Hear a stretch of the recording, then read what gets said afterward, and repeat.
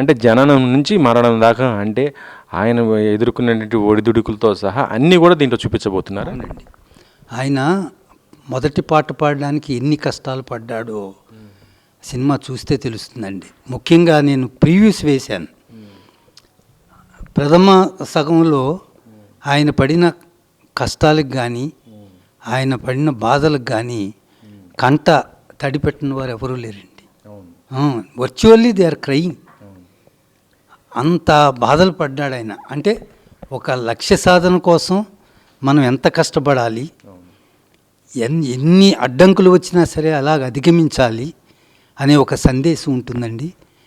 గురువుని, మనకి విద్య చెప్పిన గురువుని ఎలా గౌరవించాలి, మనకి మన ఎదుగుదలలో సహాయపడిన వాళ్ళని మనం ఎలా మర్చిపోకూడదు, వాళ్ళని కూడా మనతో ఎలా ఎదగనివ్వాలి, తోటి గాయకుల్ని కానీ. అటువంటి మహోన్నతమైన వ్యక్తి ఘంటసాల. అది భావితరాలకి ఒక ఇన్స్పిరేషన్ ఆయనకే. ఘంటసాల గారిని ఇప్పుడు చూస్తుంటే ఈ బయోపిక్ ఇప్పుడున్నటువంటి అంటే ఒక సింగర్ కృష్ణ చైతన్యతో, తర్వాత ఘంటసాల గారి భార్య సావిత్రమ్మ క్యారెక్టర్ అంటే మృదుల గారితో చేయటం జరిగింది. వారిద్దరు ఎంతవరకు కరెక్ట్గా జీవించారు ఆయన పాత్రలో, వాళ్ళ కుటుంబ పాత్రలు అంటే ఏం చెప్తారు సార్?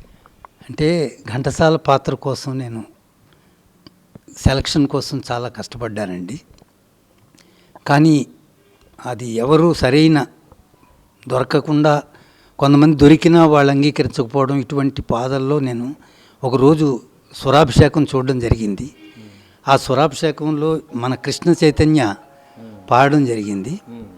అప్పుడు నాకు అనిపించింది కొంచెం దగ్గరగా ఉన్నాడు, ఘంటసాల గారి పోలికలకి దగ్గరగా ఉన్నాడని ఆయన్ని అడగడం జరిగింది. ఆయన కూడా బేసికలీ ఈజ్ ఎ సింగర్.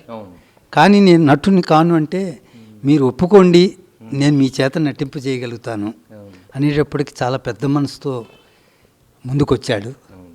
ముందుకొచ్చి ఇది నేను నా సెలక్షన్ తప్పు కాదు అనడానికి ఒక ఉదాహరణ చెప్తాను మీకు. బాలసుబ్రహ్మణ్యం గారు గతంలో మా టీజర్ ఆవిష్కరించినప్పుడు ఈయన మాట అన్నారు, ఎవరు సెలెక్ట్ చేసేలో కానీ కరెక్ట్గా కేసీ, ఆయన కేసీ అని పిలిచేవాడు ఆయన్ని. కేసీకిను ఘంటసాల గారి చిన్నప్పుడు దానికి చాలా దగ్గర పోలికలు ఉన్నాయనే విషయాన్ని ఆయన చెప్పడంతో నేను విన్నాను. నేను అప్పుడు నా సెలక్షన్ ఈజ్ నాట్ రాంగ్ అనే విషయాన్ని నేను గ్రహించాను. కానీ ఇక్కడ చూస్తుంటే ఘంటసాల గారు లాంటి గొప్ప లెజెండరీ సింగర్ ఇప్పుడు లేకపోవటం చాలా మనందరికీ కూడా దురదృష్టమే.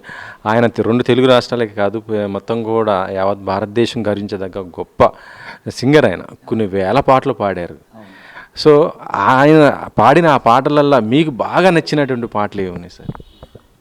ఎన్ని 10,000 పాటలు పైగా పాడాడండి. ఇది చాలా కష్టమైన ప్రశ్న. మీకు ఇప్పుడు ఉన్న 5-10 మంది పిల్లల్లో మీకు ఏ పిల్లవాడు ఇష్టం అంటే ఎలా కుదురుతుందో అట్లాగే ఏంటంటే, అయినా మీరు అడిగారు కాబట్టి పూజాఫలం సినిమాలో నిన్నలేని అందమేదో అనే ఒక పాట ఉంటుందండి, ఎస్ రాజేశ్వరరావు గారి మ్యూజిక్ డైరెక్ట్లో. అదైతే నాకు చాలా ఇష్టం అండి.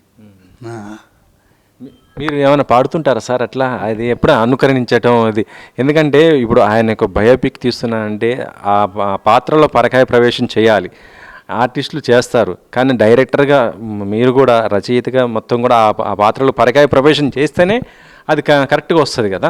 దాన్ని ఎంతవరకు మీరు చేశారు? నేను ఇందులో నుండి ఈ సినిమాలో ముఖ్యంగా పాటలందరికీ పరిచయమే.